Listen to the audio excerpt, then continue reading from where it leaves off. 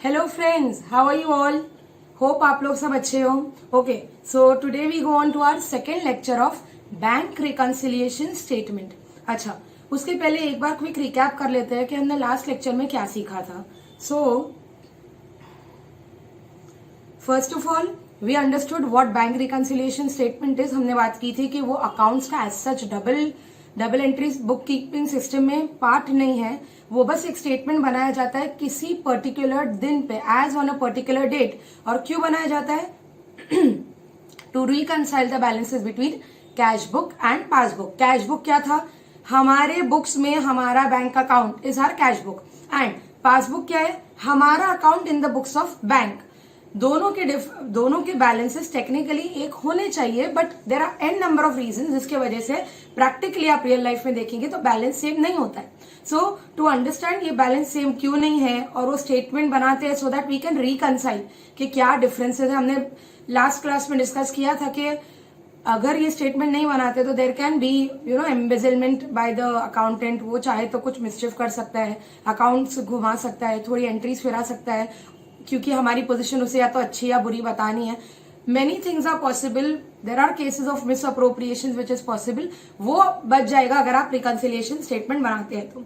Okay, उसके बाद हमने डिस्कस किया था एक इंपॉर्टेंट चीज कि अगर कैश बुक में, हमारी बुक्स में जब भी बैंक में पैसा आता है तो हम डेबिट करते हैं, डिपॉजिट करते हैं. वही चीज पासबुक में वो लोग क्रेडिट करते हैं. एंड जब पेमेंट्स को हम क्रेडिट करते हैं हमारे कैश बुक में तो पासबुक में वो चीजें डेबिट होती है. उसको और लेके चलेंगे हम इस क्लास में ज्यादा अच्छे से.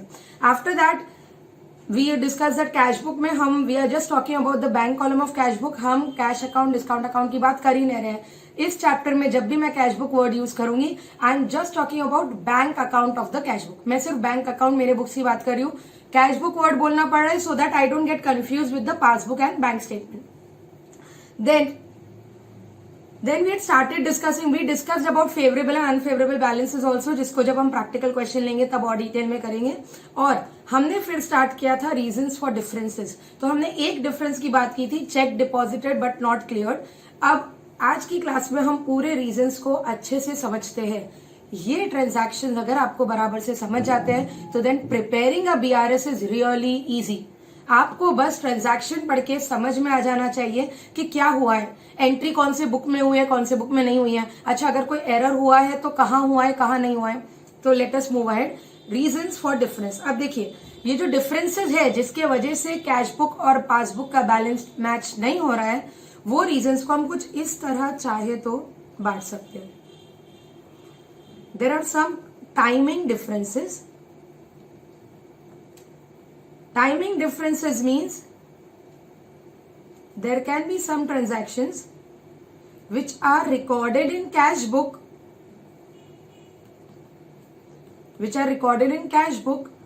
but not in passbook. जैसे ऐसा ही एग्जाम्पल हमने कल लिया था. We discussed about check deposited but not cleared. What happens when you deposit a check in bank account, in your bank? You go and deposit it directly or you put it in a check drop box, whatever.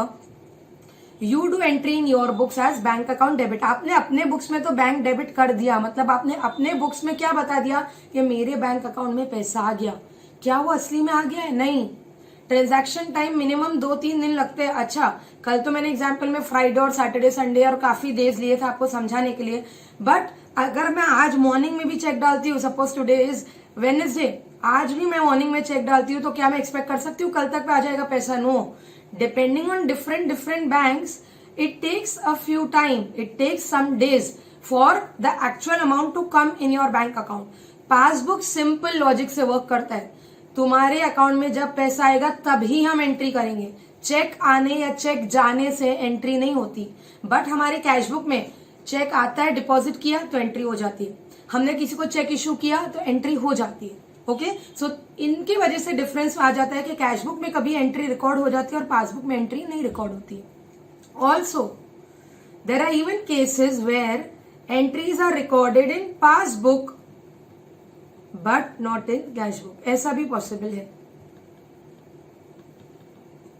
PB means passbook, CB means cash book. Okay, या ऐसा का possible है. So suppose interest directly received by the bank, आपका कहीं जगह investment से, और generally क्या होता है, see even those people who are into share market and all, हम हमारा बैंक अकाउंट दे देते हैं तो पैसा डायरेक्टली हमारे बैंक अकाउंट में डिविडेंड हो गया, इंटरेस्ट हो गया, ये सब आ जाता है। ये सब एंट्री सीधा पासबुक में ही शो करती है, आपके बैंक स्टेटमेंट में ही शो करती है।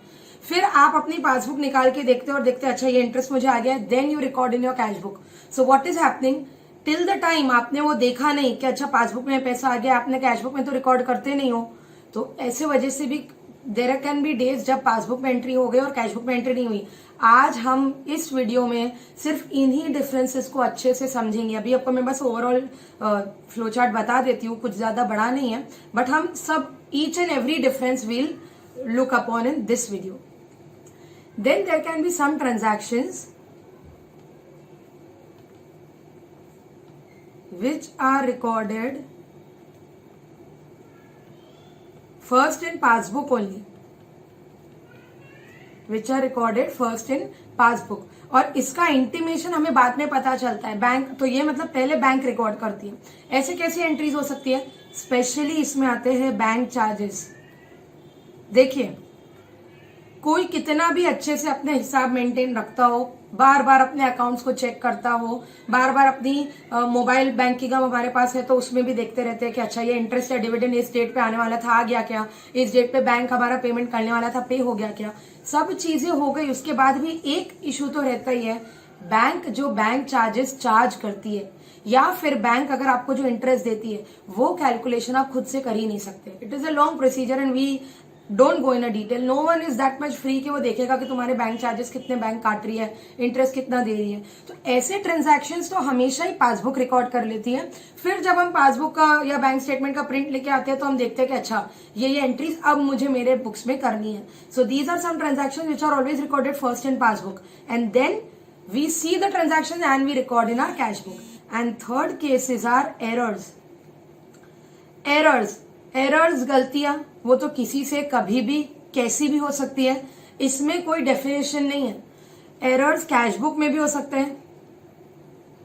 कैश बुक में किस तरह के एरर्स हो सकते हैं कि आपने सपोज डेबिट के बदले कोई अमाउंट को गलती से क्रेडिट कर दिया, कोई एंट्री को आपने शायद दो बार, twice you've done the entry of the same transaction, तो दो बार एंट्री कर दी, अच्छा अमाउंट में मिस्टेक कर दी, अच्छा डेबिट और क्रेडिट का वो टोटल बैलेंस निकालने के टाइम पे टोटलिंग में मिस्टेक कर दी, तो काफी मिस्टेक्स हो सकती है।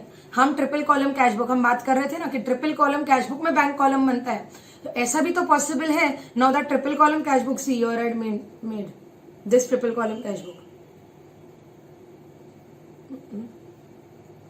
See this triple column cash book, it happens कि कभी कोई कैश की एंट्री जो मुझे इधर करनी थी गलती से मैंने बैंक में कर दी। So there are many reasons जिसकी वजह से गलतियां हो सकती है। गलतियों का कोई डेफिनेशन नहीं है, ऐसी चीजों को तो हमें भी क्या करना पड़ेगा, we'll have to see that what the error is, we'll have to understand what the error is and then we'll have to move ahead, we'll have to see how to prepare the BRS. Similarly, is it possible to have errors in passbook? Yes, it is very much possible. कभी कोई wrong amount account, wrong आपका amount wrong account, wrong transaction की वजह से debit या credit हो गया। एक सिंपल बात बताओ, सो इंडिया की बात करते हैं, Pooja Agarwal is such a common name. अच्छा पूजा अग्रवाल, काफी चीज होती है, पूजा की अलग अलग स्पेलिंग्स, तो there are many things which is possible. Now in that case there can be possible कि आपके अकाउंट के बदले किसी और अकाउंट में पैसा चला गया, किसी और अकाउंट में पैसा आ गया। दो things have become electronics now, things have gone digital, so there are less chances of mistake, but still mistakes are possible. उनके भी टोटलिंग वगैरह में मिस्टेक हो गई, कभी उनका सर्वर डाउन होता है, सो पॉसिबल है। इन सबको कैसे करेंगे BRS में, we'll see when the question comes up. Okay, now ये तो हमने एक ओवरऑल बात की। अब एक एक ट्रांजैक्शन को लेके चलते हैं और डिफरेंस को समझने की कोशिश करते हैं। So now I am going on two reasons for differences. पे फुल अटेंशन ओवर हियर और एकदम अच्छे से ध्यान देंगे कि क्या रीजंस हो सकते हैं। द फर्स्ट वन इज, जो हमने ऑलरेडी डिस्कस कर लिया था, but now since I am writing it properly I just right it again. Check deposited but not cleared, check deposited but not cleared. So in this case what happens, हमने last class में बात की थी कि जब हम check deposit करते हैं तो हम एंट्री कर देते हैं bank account debit to party जिससे भी चेक मिला,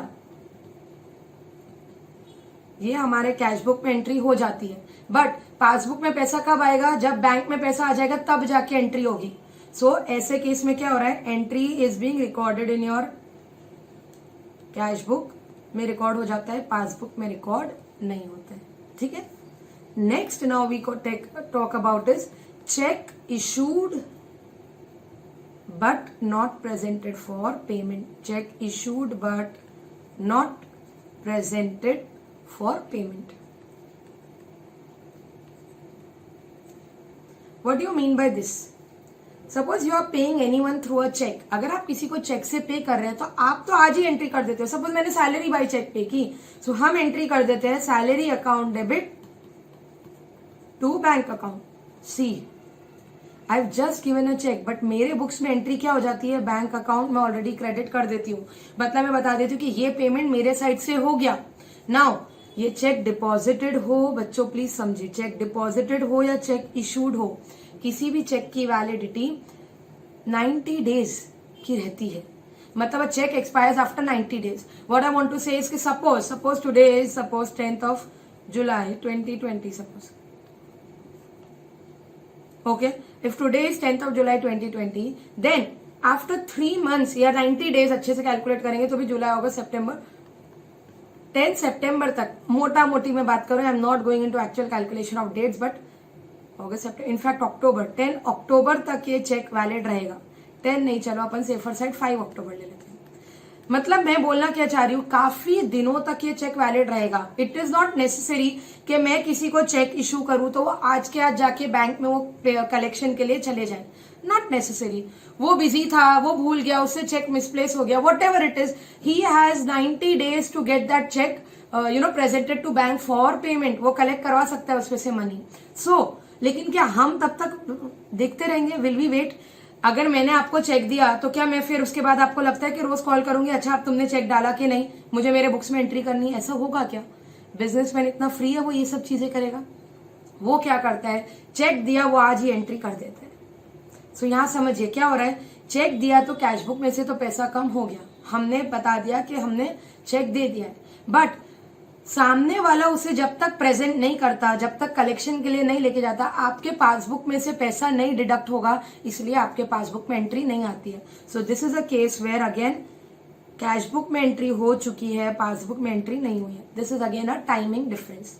ओके, नाउ केस 3, एक एक को समझिएगा, कुछ भी नहीं समझता है तो my number is given, feel free to contact, feel free to message me, and आपके डाउट्स एक भी अनसॉल्व नहीं जाने चाहिए। That is the main aim. Direct deposit by customer, direct deposits by customer in your bank account, this is very common. ये cheque का लेन देन ओके एक जगह पे है, but we know now everything become e payment, then through G Pay, through credit card, debit cards की आप बात करेंगे, उसपे तो अभी नहीं आ रहे हम। बट क्या होता है, सपोज मेरा सप्लायर दिल्ली में बैठा हुआ है, मैं यहाँ पे पुणे में हूँ, सो व्हाट विल हैपन कि वो दिल्ली वाला बोलेगा अच्छा आपके अकाउंट डिटेल्स दे दे, मैं अमाउंट भिजवा देता हूँ, अमाउंट डिपॉजिट करवा देता हूँ। तो ऐसे केसेस में भी क्या होता है, अच्छा उसका मुझे फोन आया दिल्ली से कि ये अमाउंट आपका अकाउंट नंबर मुझे मिल गया, मैंने अमाउंट डिपॉजिट कर दिया। ओके, मैंने ओके कहा, थैंक यू कहा, रख दिया फोन। अब मैं भी इतना फ्री नहीं थी, I was busy in to work, so मैं अभी के अभी I have not recorded in my cash book. मैं अपने अकाउंटेंट को बोलना भूल गई, मेरी एंट्री रिकॉर्ड नहीं हुई है। पासबुक में पैसा आ गया है तो पासबुक में रिकॉर्ड हो गया। तो ये केस में क्या होगा, पासबुक में एंट्री हो जाएगी, कैश बुक में एंट्री नहीं होगी। अच्छा, अगर हम इसके साथ ही ये भी समझे कि पासबुक में अमाउंट बढ़ेगा या कम होगा, तो स्टार्टिंग से एक और चीज लेके चलते हैं। See, cheque deposited but not clear में क्या हुआ होगा बच्चों, आप लोग सोचे पहले। कैश बुक में अमाउंट आपने बढ़ा दिया होगा, पासबुक में अभी तक वो एंट्री नहीं हुई है। मैं ऐसा नहीं बोल रही हूँ पासबुक में अमाउंट कम हुआ है, no, don't take it wrong. Passbook में एंट्री हुई नहीं है, होगी तब अमाउंट बढ़ेगा। Then cheque issued not presented, जब हम चेक इशू करते हैं हम क्या करते हैं, कैश बुक का बैलेंस कम कर देते हैं, बट पासबुक में एंट्री अभी तक नहीं हुई। Direct deposit by customer in bank account, इसमें हमने क्या बोला, direct deposit by customer, customer ने बैंक में पैसा डाला मतलब पासबुक में पैसा आ गया, पासबुक में अमाउंट इंक्रीज हो गया लेकिन कैश बुक में एंट्री नहीं हुई है। Then coming on to one more difference, so it can be interest oblique dividend collected by bank. इसके अंदर there can be interest, there can be dividend, there can even be rent. Suppose आपने अपनी property rent पे देखी रखी है तो आपके टेनेंट को आपने अकाउंट नंबर दे दिया कि हर महीने की इतनी तारीख आप मेरे बैंक अकाउंट में पैसा डाल दें। वो भी आप टाइम टू टाइम ध्यान रखते हो कि उससे पैसा डाला है या नहीं, बट होता है ना, there are some months where you are very busy and you do not have time to see. अच्छा, स्पेशली इंटरेस्ट और डिविडेंड की बात करूं, कंपनीज इंटरेस्ट जो बॉन्ड्स पे इंटरेस्ट होता है, शेयर्स पे डिविडेंड होता है, कंपनी डायरेक्टली दे देती है, आपके बैंक अकाउंट में पैसा आ जाता है। वो कभी भी फोन करके आपको नहीं बुलाती है कि आके कैश लेके जाओ। हम हमारा बैंक अकाउंट सब जगह देके रखते हैं, हमें पैसा डायरेक्टली मिल जाता है। ऐसे केसेस में भी कैश बुक में एंट्री कब होती है, जब हम फाइनली पासबुक या वो बैंक स्टेटमेंट में देखते हैं कि अच्छा ये इंटरेस्ट या डिविडेंड आ गया, तभी एंट्री होती है। So again in this case entry will be done in the passbook but not in cash book. और इंटरेस्ट और डिविडेंड मिला है, कलेक्ट हुआ है, कलेक्टेड बाय द बैंक, मतलब इन सब की वजह से पासबुक का बैलेंस बढ़ जाएगा, कैश बुक में एंट्री नहीं हुई है। Okay, now next can be bank charges and even interest debited by the bank. Main word is debited. Debited by bank. C. Bank charges मतलब बैंक कुछ अमाउंट चार्ज कर रही है, चार्ज कर रही है मतलब हमारे बैंक अकाउंट से पैसा काट रही है। सिमिलरली डेबिटेड, लास्ट वीडियो में हमने डिस्कस किया था दैट पासबुक के एंगल से क्रेडिट होना मतलब अमाउंट बढ़ना, पासबुक के एंगल से, एंड डेबिट होना मतलब अमाउंट कम होना। तो जब भी पासबुक में डेबिट होता है, आपकी सेविंग बैंक अकाउंट का बैलेंस हमेशा क्रेडिट है ना, दैट इज गुड। क्रेडिट मतलब बढ़ना in your passbook I am saying, and debit मतलब कम होना। तो क्या बैंक इंटरेस्ट भी चार्ज कर सकती है? कर सकती है। इंटरेस्ट काफी बार चार्ज होता है, स्पेशली किसमें चार्ज होता है, लेट मी टेल यू। हमने कल ओवरड्राफ्ट फैसिलिटी के बारे में भी सीखा था, इंटरेस्ट ऑन ओवरड्राफ्ट। हमने ओवरड्राफ्ट फैसिलिटी लास्ट वीडियो में बहुत अच्छे से डिस्कस किया था। इंटरेस्ट अगर ओवरड्राफ्ट पे बोलेंगे, ट्रांजैक्शन पे हम ये सब चीजें समझेंगे, बट अभी आप लोग अब थोड़ा प्रोसेसिंग इसी वीडियो से स्टार्ट कर देंगे। विल नॉट वेट के क्वेश्चन लो फिर ही समझो, ट्रांजैक्शन समझ गए तो देन क्वेश्चन धीरे धीरे becomes real easy. Okay, so interest on overdraft की बात करते हैं। अगर आपको इंटरेस्ट ऑन ओवरड्राफ्ट बोला है, it is always debited, because overdraft मतलब क्या हुआ है, बैंक ने आपको काइंड ऑफ लोन देके रखा है, ओवरड्राफ्ट फैसिलिटी देके रखी है, उसके ऊपर बैंक इंटरेस्ट चार्ज करती है। सो इस केस में भी पासबुक में एंट्री हो चुकी है, कैश बुक में एंट्री नहीं हुई है। Okay, and bank charges and interest की वजह से पासबुक का बैलेंस कम होता है। ओके, अभी next can be interest credited bye the bank. Yes, this is also possible. Bank interest हमें देती भी है। इंटरेस्ट कब देती है बैंक हमें? इंटरेस्ट देती है बैंक हमें जब हमारे अकाउंट में पैसे हैं, तो तब हमें इंटरेस्ट एवरी मंथ मिलता है, every quarter, depending on the case. So interest credited, so see credited मतलब पासबुक में पैसा बढ़ना। इस केस में भी पासबुक में एंट्री हुई है, कैश बुक में एंट्री नहीं हुई है, बट इस केस में हमारा पासबुक में अमाउंट इंक्रीज होगा, interest credited by bank. Okay, next again an important one. Many a times we give the banks a standing instruction. हम हमारे बैंक को ऑर्डर करते हैं कि मेरा ये पेमेंट एवरी मंथ इस तारीख पे तुम ही कर दो। So what is that called? It's called direct payments, or I can write instead of this, let me write expenses paid by bank, expenses paid by bank under standing instructions. Standing instructions, इसके अंदर generally क्या आता है, let me tell you. Generally loans पे EMI जो एक fixed है, insurance आपको मंथली या क्वार्टरली या ईयरली इंश्योरेंस पे करना होता है। आपने बैंक को डायरेक्टली ऑर्डर करके रखा है कि इस तारीख पे मेरा इंश्योरेंस तुम पे कर दो। आपने अपने बैंक को ये इंस्ट्रक्शन देके रखा है, ऑर्डर करके रखा है कि मेरा इस तारीख पे ईएमआई आप डायरेक्टली बैंक अकाउंट से पे करके कट कर देना और वो पे कर देना। इंश्योरेंस पे कर देना। काफी लोग इलेक्ट्रिसिटी बिल वगैरह के लिए भी ऐसा करते हैं कि हमारे बैंक को हम इंस्ट्रक्शन दे के रखते हैं कि हमारे ये पेमेंट्स आप डायरेक्टली कर लो। अब इस केस में भी क्या होगा, पहले एंट्री बैंक हमारी बात बहुत अच्छे से मान लेती है। सो बैंक उसका काम करने में कभी चूकती नहीं है, बैंक पे कर देती है, बट कैशबुक में एंट्री नहीं होती। कैशबुक में एंट्री लेटर ऑन होती है, जब याद आएगा तब होगा। So that is possible. Again जब एक्सपेंसेस पे हुए तो क्या होगा, पासबुक से बैलेंस कम हो जाएगा। Okay, then next, now yes there can be one more case of cheque deposited dishonoured. See, अभी ये क्या है, डिसऑनर्ड। एक हमने क्या सीखा, एक हमने सीखा चेक डिपॉजिटेड नॉट क्लियर, जब मैंने चेक डिपॉजिट किया पर बैंक में अभी तक पैसा नहीं आया। ये सेकंड केस। डिसऑनर होना मतलब पहले तो आप समझेंगे चेक बाउंस हो जाना। अब बाउंस होने के काफी रीजन होते हैं। रॉन्ग डेट लिख दी, 2020 के बदले specially starting of the year में सब 2019 लिख देते हैं। देन रॉन्ग सिग्नेचर हो गया, amount in words and amount in figures wrong हो गया, insufficient funds, there are many reason जिसकी वजह से चेक बाउंस होता है। सो चेक डिपॉजिट किया तो आपने तो कैशबुक में एंट्री कर दी थी, passbook bank account debit to that party. ये चेक पासबुक में जब आता है, बैंक के पास आता है, तो चेक बाउंस हो गया, मतलब पासबुक में पैसा नहीं आया। अब ऐसे केसेस में भी क्या होता है, इन केस में अगर मैं आपको बताऊं तो पहले पासबुक में रिकॉर्ड होता है, चेक डिसऑनर पासबुक में रिकॉर्ड होता है, और फिर बैंक हमें इंटीमेट करती है कि आपका ये जो चेक आया है ये तो बाउंस हो गया है। तो हम बाद में हमारे कैशबुक में हमने जो अमाउंट बढ़ाया था, हमने जो अमाउंट डिपॉजिट में बैंक डेबिट करके रखा था, वो हम क्रेडिट करते हैं।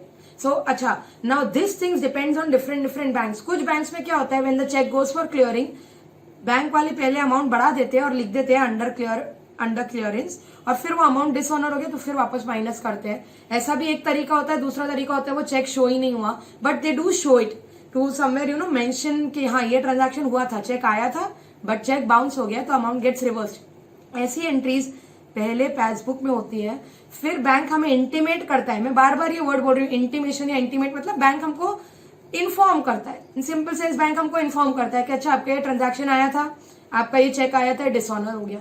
इंटीमेशन के बाद हम हमारे कैशबुक में रिकॉर्ड करते हैं, तो there can be possibility that as on a particular day passbook में कुछ एंट्री हुई है बट कैशबुक में नहीं हुई है। ये हो गए पूरे टाइमिंग डिफरेंसेस। और मैंने दो चीजें बताई थी, कुछ है इसमें से टाइमिंग डिफरेंसेस और कुछ है वो ट्रांजैक्शंस जो पासबुक में रिकॉर्ड हो जाते हैं पहले ही। अब आ जाते हैं एरर्स पे। See, I am not saying कि these are the only differences, but let me tell you these are the differences जो आएंगे। इसके अलावा ज्यादा आपको एरर्स ही दिखेंगे। डिफरेंसेस एक हिसाब से मैंने बता दिया आपको।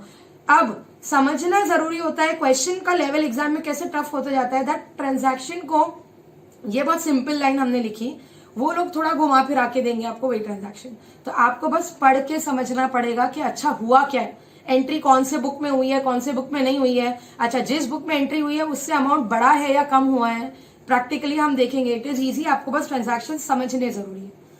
Now 9 I can say error in cashbook, जो मैंने पहले ही आपसे डिस्कस कर लिया कि कैशबुक में अगर कोई एरर होता है तो वो एंट्री कैशबुक में हो चुकी है। पासबुक वाले सेम मिस्टेक तो करेंगे ही नहीं, पासबुक में एरर नहीं हुआ है। अच्छा, यर आई कैन नॉट राइट कि वो इंक्रीज हुआ या decrease, depends on the error. अगर मैंने डेबिट में कोई एंट्री ट्वाइस कर दी, अमाउंट रॉन्ग लिख दिया, टोटलिंग में मिस्टेक कर दी, बैलेंस निकालने में मिस्टेक कर दी, डेबिट के बदले क्रेडिट कर लिया, अच्छा कैश का कोई अमाउंट बैंक कॉलम में लिख दिया, so there can be n number of errors. वो आपको ट्रांजैक्शन पढ़ के समझना पड़ेगा कि अमाउंट बढ़ा है या कम हुआ है, depending on the case. Similarly errors in passbook, similarly errors in passbook भी क्या होता है, पहले पासबुक में रिकॉर्ड होता है फिर कैशबुक में रिकॉर्ड, मतलब कैशबुक में रिकॉर्ड नहीं होता है, पासबुक में ही रिकॉर्ड होता है। एरर्स इन पासबुक में भी काफी चीजें पॉसिबल है। ऐसे एरर्स हम ट्रांजैक्शन को पढ़ने के टाइम, क्वेश्चन के टाइम पे अच्छे से समझेंगे। Okay, so these were all the differences. Now we shall move ahead with the practical question. Practical question करने के पहले आपको अब एक इंपॉर्टेंट बात समझनी पड़ेगी। बैंक रिकंसिलिएशन स्टेटमेंट बनाने के 2-3 तरीके हैं। मतलब स्टेटमेंट कुछ इस तरह बनता है, BRS as on a particular date, वो डेट लिखते हैं। Either you can do particulars, कुछ लोग इसे, आप लोग ने 11th-12th में अगर अच्छे से किया होगा तो एक तरीका होता है एडलेस मेथड का, जहां हम अमाउंट एड्स यहाँ करते हैं पूरे, लेस इधर करते हैं. I don't go by that method. The method I use is plus minus. This is due to my years of experience. I've realized that addless method is also not bad. It's good. But अभी जो ये method है, इस method से अगर आप follow करोगे मेरा मेथड प्लस माइनस से, एक तो एग्जाम में पहले तो ये बच्चा हमेशा डाउट में आता है कि मैम टीचर तो बोल रही है ठीक है मैम आपने समझाया समझ भी गया, पर एग्जाम में हम ये सेम मेथड यूज कर सकते हैं क्या? यस कर सकते हैं. Even in your institute module, CA foundation की मॉड्यूल में प्लस माइनस मेथड भी उन्होंने एक क्वेश्चन 2 क्वेश्चन में बताया है. आपका फाइनल आंसर राइट आना चाहिए. You can use plus minus method और you can use add less method. Now plus minus method में हमको बस स्टार्टिंग थोड़ी समझनी पड़ेगी.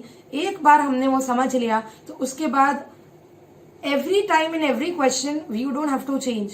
वो हम क्वेश्चंस करेंगे तब मैं आपको और डिटेल में इस बात को समझाऊंगी. अच्छा, बस आप इतना ध्यान रखेंगे कि प्लस माइनस मेथड करने के टाइम पे तो practical question I be starting in the next video, but हमें बस एक बात समझ जानी है. If nothing is mentioned for your cash book generally has a debit balance. If nothing is mentioned and debit means what? Debit means a favourable balance. So I want to say कि अगर उन्होंने सिर्फ बोला balance as per cash book, if nothing is mention, तो आप उसे debit मानेंगे. And similarly passbook में if nothing is mention then credit is favourable. If nothing is mention in the passbook और bank statement then you will assume that it is a favourable balance and it is generally a credit balance. Then coming on to cash book credit balance is unfavourable, जिसे हम overdraft OD भी बोलते हैं. And similarly passbook के angle से debit is unfavourable, जिसे हम overdraft कहते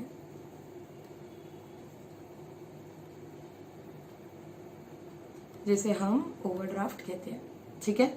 सो that is all in this lecture. Now next video becomes important because in that lecture we will be taking up how to solve the question. अभी तक हमने वही नहीं देखा है, how to solve a question. अब next video से हम सिर्फ questions discuss करने वाले हैं, अच्छे से समझ के एक एक पॉइंट को समझ के करना है. अकाउंट्स का मेन है, आपने अगर समझ लिया तो फिर कैसा भी क्वेश्चन आपके सामने आ जाए, never try to ratify accounts. Even this plus minus method when I teach, it is, trust me, it is impossible to learn कि किसको प्लस करना है, कब माइनस करना है. It's impossible.